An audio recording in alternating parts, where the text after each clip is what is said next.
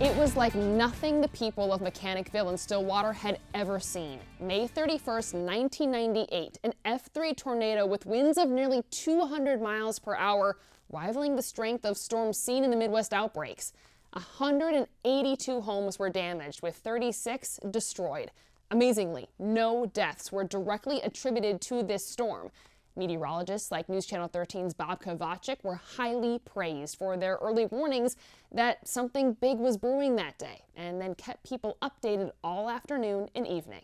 Our Doppler radar picking up the system very well, and again, any one of these storms capable of producing a tornado. So again, if the sky is extremely dark where you are, the weather threatening or is very bad, be inside. Safest part of any building, any structure is an internal part, maybe a bathroom, a closet, or a lower floor, perhaps a basement. Some of these storms have been particularly nasty, as we all know. By that evening, we saw the first jaw-dropping video of the damage. Reporter Brian Jackson raced to Mechanicville.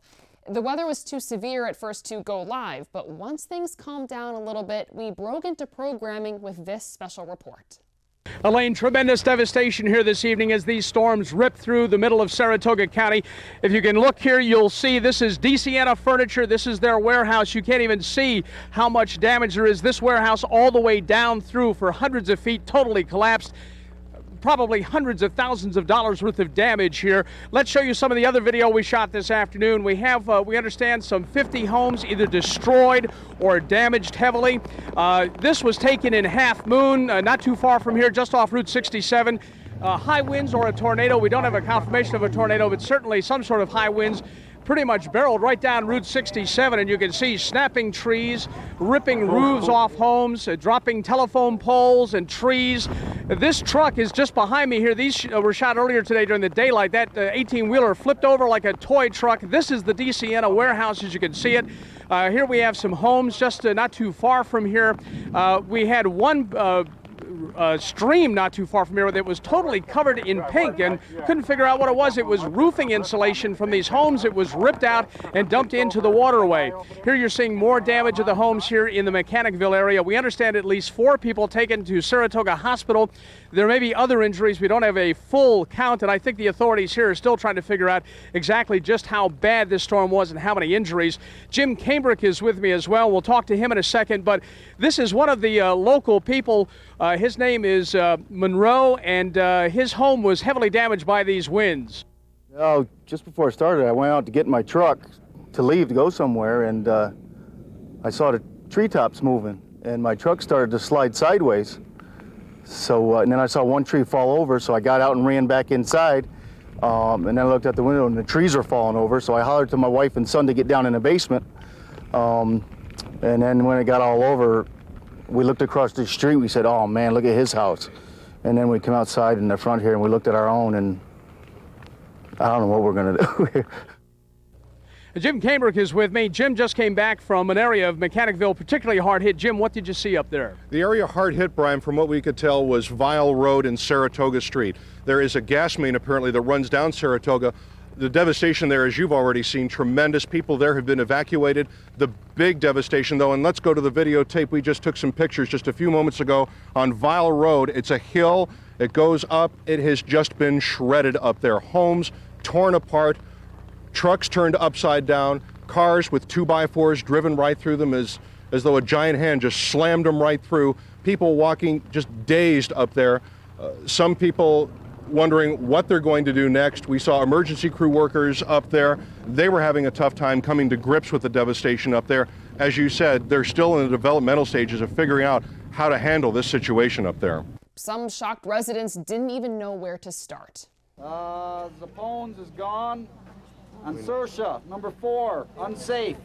Anxious victims were on pins and needles as state police read off damage reports and told them if their homes were even safe enough to re-enter and salvage anything left inside. This is all I have. Yeah. What are you going to do? Rebuild, I hope. After the storm hit, Jim Cambrick went up in a helicopter with a National Weather Service meteorologist as they worked to confirm the unbelievable damage was, in fact, from a tornado. The path of destruction is evident at 1,000 feet up. It's an important vantage point for Warren Snyder, Science Operations Officer with the National Weather Service. He's trying to determine if what did all this damage was technically a tornado. For Snyder, the visual evidence is pretty convincing. It appears to be winds between about 150 and 200 miles an hour. Snyder notes the degree of devastation to homes, the direction the trees fell, and how they were broken. You can also see there's one there where the top is literally just twisted off. Would you say that what you're seeing right now is consistent with that of a tornado? Yes. Other evidence, a visible path, and the way in which debris was scattered, which also reveals the direction the storm was traveling. And we probably got debris down here a good half mile or more from those houses. From the time the tornado touched down in Mechanicville, it carved a swath of destruction about 10 miles long, heading in an easterly direction. It is one of the most intense storms the National Weather Service has ever seen in this area. It looks certainly to be in the F2 and F3 range, but we have to correlate that with the crew that's working on the ground. Haven't quite seen anything like this since Berkshire County 95. It took time, but eventually the cleanup started and things slowly started getting back to normal. Mark and Doreen Phelan's roof was ripped off their Stillwater home. That August, they were the first couple in the village to get a certificate of occupancy for their newly rebuilt home. Even though we had insurance, it just, at the moment you come up, when it's raining on your head, okay, you don't know what to do. It just feels good to be back home again. It's just hopefully a sign to all of them that everything will get back to normal. Governor George Pataki announced $5,000 in state grants for tornado victims. Those of you who had a deductible or who had to stay in temporary housing and pay for it, who had losses that weren't covered by insurance, these state grants will be available to help you. Among the people there that day, Tony and Lucia Petta. The Pettas were happy to move back into their new home, but Lucia admitted that she still missed her old home of 45 years. We have all our memories. Our children were born while we lived in that home, and, you know, all the Christmases when they were little and all those things, yeah. When it was all over, Governor Pataki joined the Petta family for a sit-down meal in their new home, both then and here 10 years later in 2008. And the first thing he said to me was, "Are you going to build again?" Do you remember what I said to you? Tomorrow. Yeah, tomorrow. And that was the spirit. Speaking of spirit, there was a lot of it the first July after the tornado in 1998.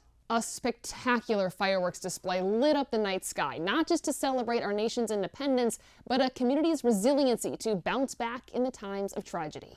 I didn't think that many people were going to be here today because the tornado, and I don't think anybody wanted to be back in Mechanicville because of that disaster.